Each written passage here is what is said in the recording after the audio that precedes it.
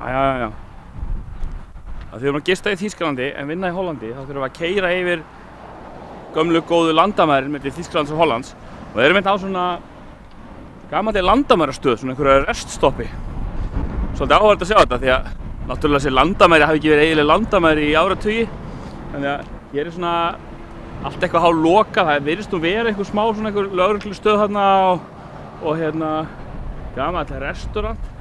Ég hélt að þetta væri allt saman og við héldum að þetta væri allt saman bara rústir en þetta er bara svona dapurlegt. Þetta er allt saman bara í niðurníðslu en við erum samt verið að notað. Áhugavert. Ákveð bara að stoppa aðeins við og sjá þetta. Þetta er eiginlega svona merki gamalla tíma sko. Já, svo sem ekkert meira það að segja, við ætlum bara að halda áfram og fara að drífa okkur í vinna. Við ætlum bara að leyfa okkur að sjá hvernig þetta lítur út.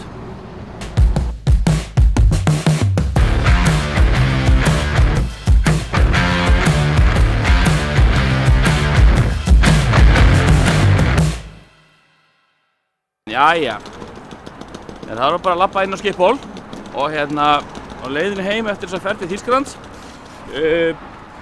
Það samt kannski, byrja Schiphol-ferðina á að sýna ykkur hvernig hótelherbergið á Citizen M lítur út, þannig að við skulum bakka þangað.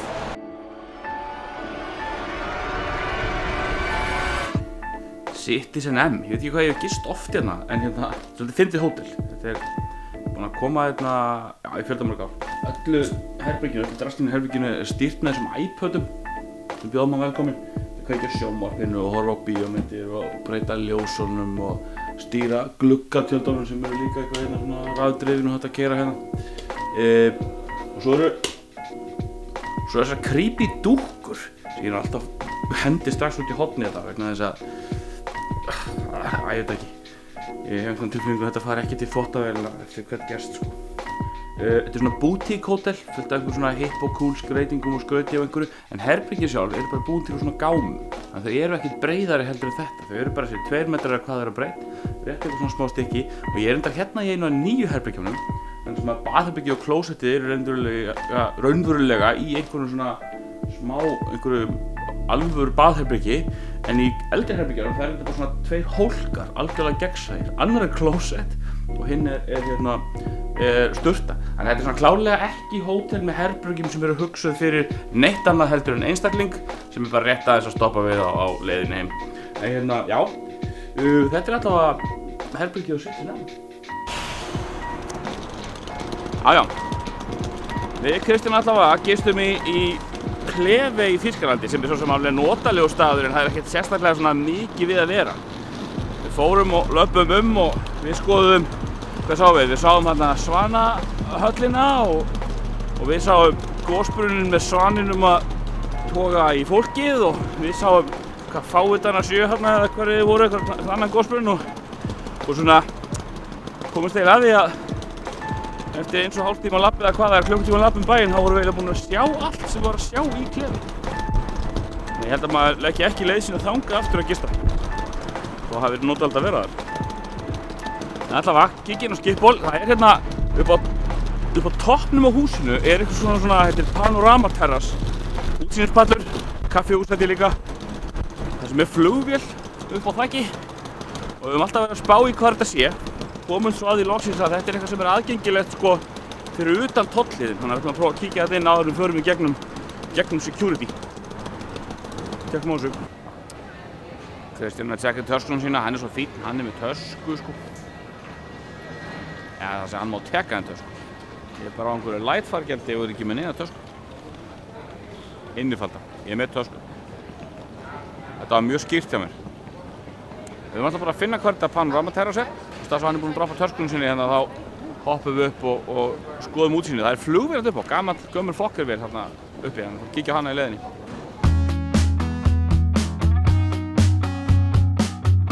Svo ekki þurfum við hjálm og öryggisvesti til að fara í þetta. Við erum allir sem er að koma inn tilbaka að vera öryggisvesti og með hjálm.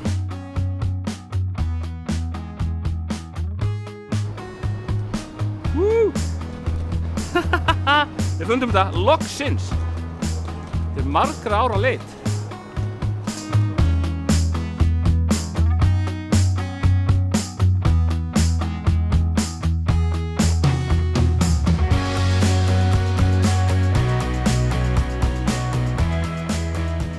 komin í gegnum security og það spurning að fá sér eitthvað pílindi að borða. Ég fæ mér stundum eitthvað hotlara þegar ég kem hérna á Schiphol, en oftast verið viðurkenna að ég fell í þessi ég kalla self-loathing special pakkan.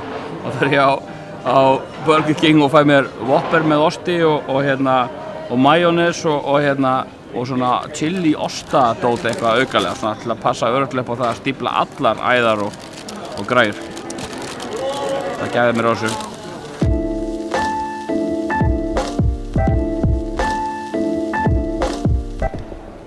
Þetta var fínt.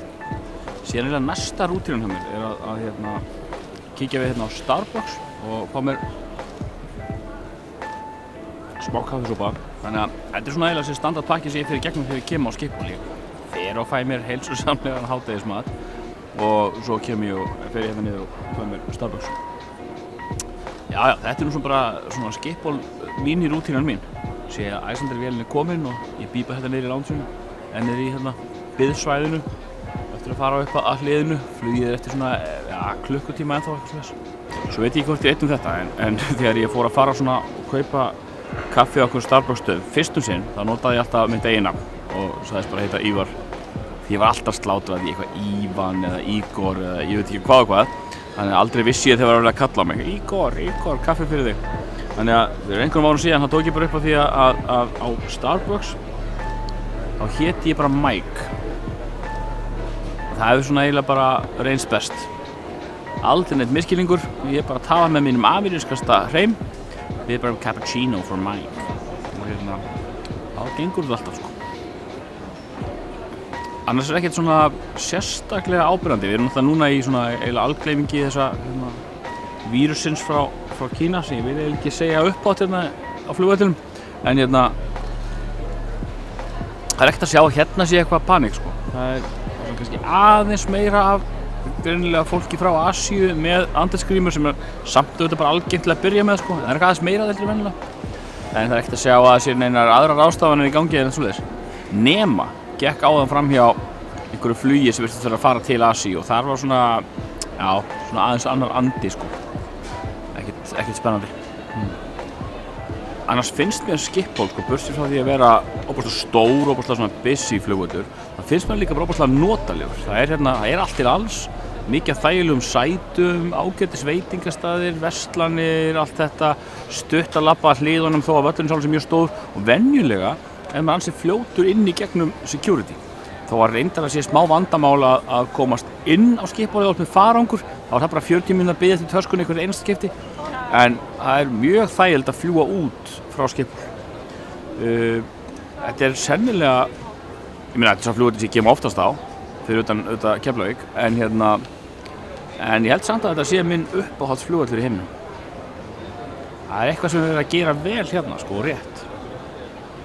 Búin að vera viku hérna úti, mánudag til föstudags, á leiðinni heim núna á föstudegi og eiginlega fann hlakka til að komast svolítið heim. Það er alltaf, finnst mér, erfiðara svona að vera í burtu frá familíunni í svona nálægt viku heldur en bara kannski 2-3 daga. Það munur svolítið miklu það. Þannig að gott að komast heim í helgafrí og njóta veðurblíðunnar á Íslandi.